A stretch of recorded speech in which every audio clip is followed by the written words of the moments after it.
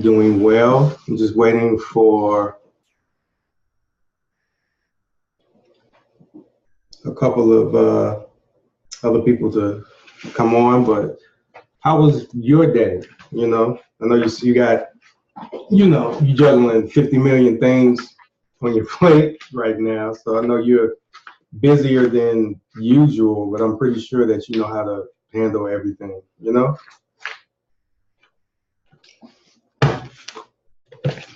Actually, I owe you a phone call, actually. So sometime this week, I'll give you a call so we can catch up because I know I haven't talked to you in a minute, since you've gotten the president spot. So I definitely owe you a phone call.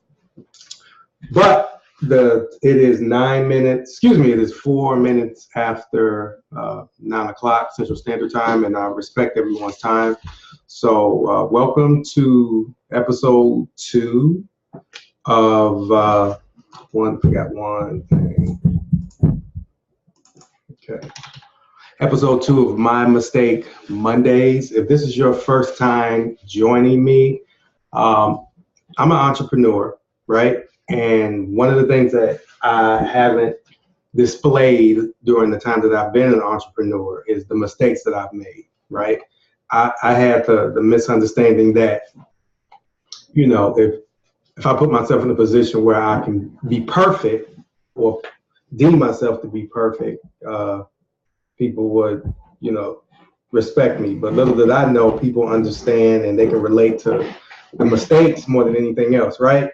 So, and another thing, you have a lot of people that are not doing it, right? You have on social media and email lists and just to the public eye, entrepreneurs, some entrepreneurs, not all, they deem themselves to be perfect without making any mistakes. But the entrepreneurs are just people in general that I've drawn towards or drawn to, they make mistakes. And not only they're transparent on saying, hey, this is the mistake that I made, but even more importantly, the mistake led to a lesson that helped them out in their business and their career, whatever have you, right? So what I plan on doing every Monday at 9 p.m. Central Standard Time is to pull back the curtains on my business, to be more specific, the mistakes that I've made, and I still make mistakes to this day, but if you don't make any mistakes, you can't learn anything, right? So I'm going to take the mistakes that I've made and share it with you guys, and hopefully the mistakes and the lessons that I share for you, you can take that in your business, or some of the information that I give is strictly for entrepreneurs, but you can also leverage this in your career, in your personal life, whatever have you. I mean, lessons are lessons, right? So what I wanted to talk to you guys briefly with today is investing. And when people initially will probably see this, you're thinking investment, you're thinking about 401k, savings accounts, checking accounts, IRAs, Vanguard, and all that stuff when it comes to investing. That's the initial thought. But for me, there were 2 mistakes when it comes to investing that I've made I've been in business for about 7 years, so I've made this mistake for about 5, right? But after identifying them and then correcting them, they were game changers. And just give you a preview, the investing piece has nothing to do with money, right? But when it comes to investing, the 2 biggest mistakes that I made was, one, at the very beginning of my entrepreneurial journey, not investing in myself. Let me say that again. One of the biggest mistakes that I've made in my entrepreneurial journey is not investing in myself. And what I mean by that is, what am I continuing to learn? What conferences am I going to? What am I reading? How am I challenging myself to be a lot better than the next person? Because I'm really big on dominating when it comes to your industry. And for me to do that, I need to always feel like I'm a step ahead when it comes to my competition. But for me to do that, I wasn't investing in myself. And the mistake that I made without investing in myself was I didn't have any money. But there's something that's let me even not use the internet right now, right? There's a pretty big building, multiple buildings throughout your city, and it's called a library, right? And if I'm not mistaken, you can gain access to a lot of information that you can use for your business for free. But I was so gone on the fact that I really didn't have any money to invest in myself, so I used that as an excuse. Once again, I say that was an excuse, but maybe about 2 years ago, I shifted my mindset to say, okay, what do I need to do to invest in myself? Because at the end of the day, my biggest asset right now, my business is me.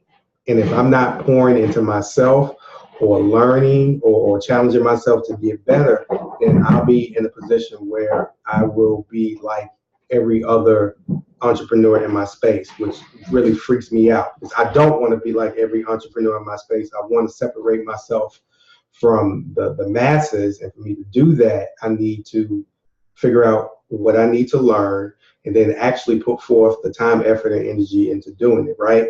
So after it got to a point where my mindset shifted when saying that, okay, I need to invest in myself, I widely utilized the library. But then it got to a point where I needed to put forth some money in my learning. And I'm not just talking about going to school, right? But investing in conferences, investing in coaches, basically pouring what I can afford, because I'm a firm believer on, what I pour into and what I invest in myself, I should get 10x back from that. Even before Grant Cardone came into the space with the 10x concept, but how can I tenfold my overall investment in myself, whether it was me paying $2,000 a month for a coach or whatever have you. What am I doing? If I'm investing $2,000 a month in a coach, then I need to, what's that, 10,000? I need to see 10,000 back. And even though, I'm in a good position where I can invest that type of money within myself, you have people out there investing hundreds of thousands of millions of dollars within themselves, and they're 10x in that, or maybe even 20x in that. I say all that to say you don't necessarily have to invest a large stream of money into yourself at this given point, but at least shift the mindset to say, okay, whatever I'm spending or investing, I don't want to use the word spending, whatever I'm investing in myself, I should get X amount back. But for anyone there that's starting out and they're bootstrapping, invest your time and your sweat equity in learning as much as you can. Go to a library. You can use the internet and things of that nature, but actually go into a library. You can sit down for maybe a couple of hours a week and learn, absorb that time and absorb that energy that you have in your business. I guarantee you that you will come out a better person. At the end of the day, you're your best asset, right? I mean, you can have a team of 15, 20 people, but if you are the CEO, the founder, or you are the captain of your ship, you need to make sure that you are constantly investing in yourself. And most leaders, they don't. Then they come to realize why they failed in their business, because you're going to grow as much as your business is going to grow, just as much as you grow, right? So definitely take the time to invest in yourself, right? And the second mistake that I made, that thank God I was able to really snap myself out of it, was investing in the right people when it comes to your business, right? You have a lot of people that may not understand what you're doing with your business. Or more importantly, this is a reality check for a lot of people out there, because it was a reality check for me. They may not care. They may love the concept of, what you represent when it comes to your business, because that's the hot thing, or that's the biggest trend when it comes to your industry right now. But who you surround yourself around is very important. More importantly, the time that you invest in someone is very important, right? And let me be very transparent. Do not be fooled. People who are on Facebook, who are on Instagram, and who's on any type of social media, they may support you to a certain level, but I'm thinking deeper. I mean, these are the individuals that hold you accountable. They are vested in your business, not from a financial standpoint, right? But they're vested in your business because they want you to succeed, right? I know maybe about of all the people that I'm associated with, right? And I use that word heavily because I have friends and associates. So if there's anybody thinking that all of your LinkedIn connections or your Facebook connections or people that you interact with are your friends that are vested in your business, you really need to take a step back and think, um, you know, you can observe based off of people if they are invested in your business, right? And investing in your business does not mean they're putting money into your business, right? I have a lot of people that give me a kind word, or I really respect the people and I really invest in people who challenge me to do better. Okay, Eric, yeah, you written your first book. This is all fine and dandy. It was great, but what about the next one? Keeping certain individuals and investing in certain individuals will keep you sharp. And it's a two-way street, right? It's not just me just taking people and having them well, I'm still learning to have people help me if you really want to be transparent, but have people invest in me with a kind word or challenging me. But it's also a revolving door. Excuse me, it's a two-way street. How am I helping them? How am I supporting them? And as a sub note, one of the mistakes that I made when it came to investing in people, I was investing in the wrong people. I thought it was my job to invest in any and everyone that crossed my path, and that's very draining, right? It's sad also because a lot of times I would set myself up for failure. When I give, I don't look for anything back. Let me be very transparent with that.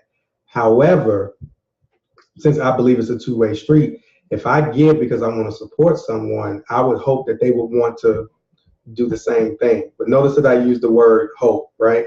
But the people that you may invest in your business may not be invested in you, and they will allow you to help them until they get to the point where they don't need you anymore. That has happened to me on a couple of occasions, and I really had to battle with it because I thought it would be, there was a stage in my entrepreneurial career that I thought it would be better for me to be a jerk.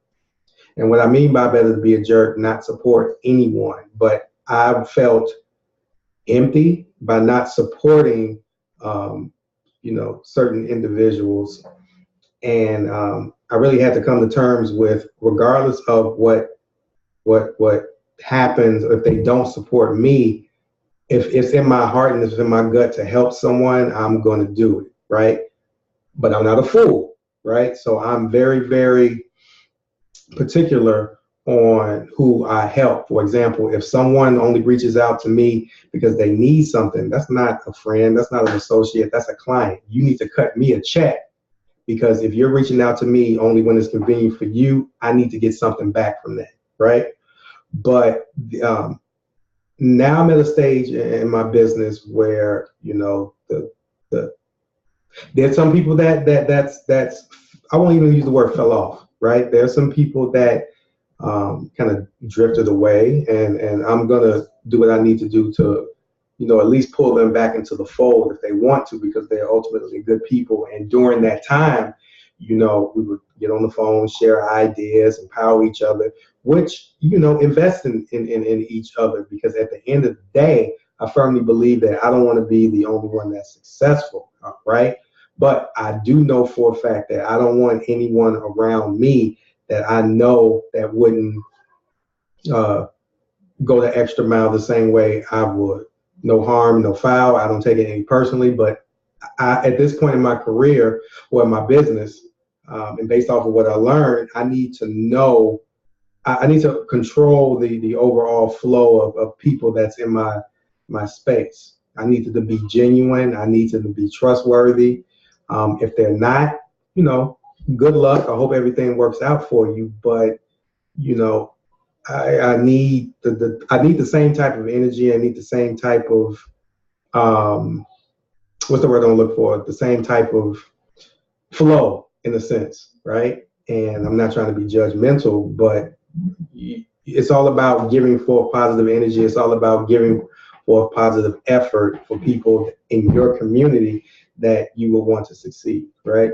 So, like I said, I'm not going to keep you guys too long, but once again, when it comes to, investing, the two mistakes that I made when it came to me being a business owner, one, I didn't invest in myself, right? So the takeaway with regards to that, pour into yourself. Do not wait for someone to pour into you. Others will pour into you, which is great, but you are the sole controller of your business. You know what you need to learn. You know what you need to stay on top of. So empower yourself to get in a library or even get online or do whatever you need to do to invest in learning in yourself. Because I guarantee you, once you start to invest in yourself, you will start to make some sort of profit. And as a takeaway, when it comes to investing in yourself, based off of what you make, whether it's on a monthly basis or a semi-annual basis, or annual basis, take 10% of that and invest in it right back into yourself.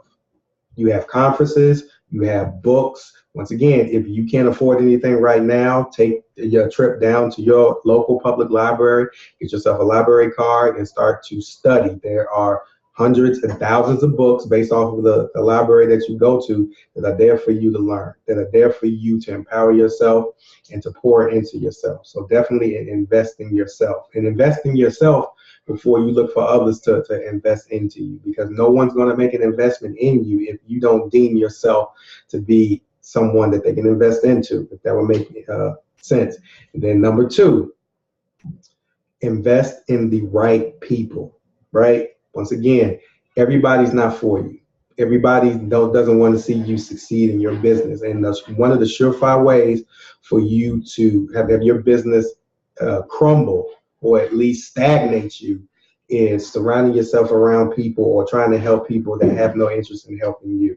It's not a tit for tat, because I know, I don't look at it being political, because you have a lot of people that say, hey, I've helped you out, so I need you to help me out. If that's how you operate, it is what it is. I don't believe in that, but surround yourself around good people who want to see you succeed and not only receive that energy, that feedback, that motivation to keep going, but you need to reciprocate that into other individuals. Because if you think about it, successful people surround themselves around successful people, regardless. Bill Gates hangs around Warren Buffett.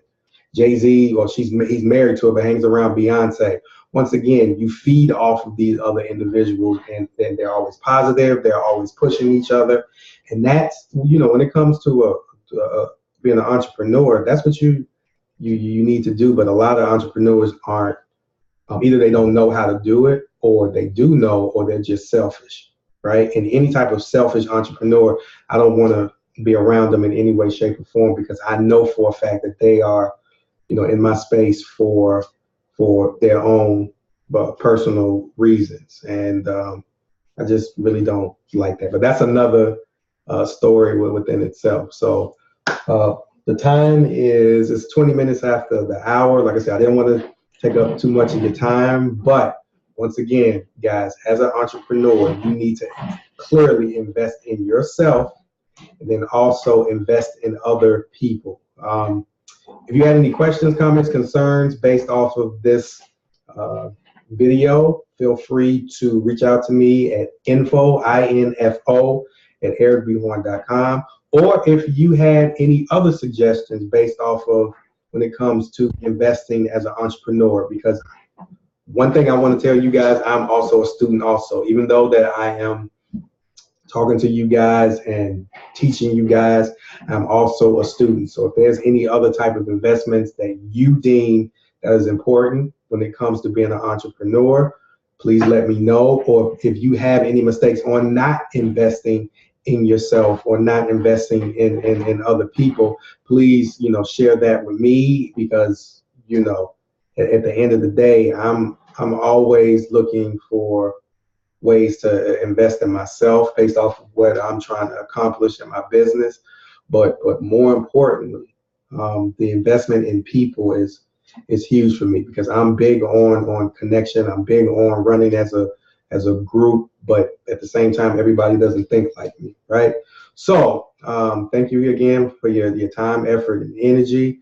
You guys have a good one. Bye.